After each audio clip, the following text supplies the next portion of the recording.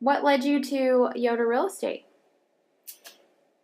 Well, we heard it on the radio and also by word of mouth. Okay. And why did you two need to sell your home? Why did we need to sell our home? Mm-hmm. We were just having a change in our lives, and we wanted to downsize and have one place instead of a house and a cottage. And so we bought a piece of property on a lake, and now we sold our home, and we're going to build a new home.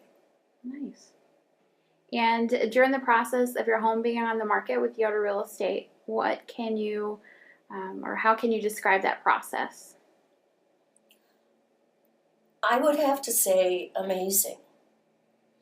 The drone video I've never seen before and is very impressive. And there were just a lot of different things that the Yoder company does that we've never seen with another realtor. And of course leading to more and better exposure for the sale of our home, and we appreciate that.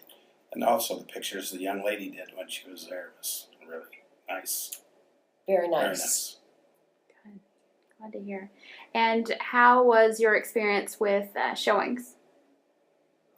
No problem whatsoever. No, Everything was great. good. Yeah. Yep, very good.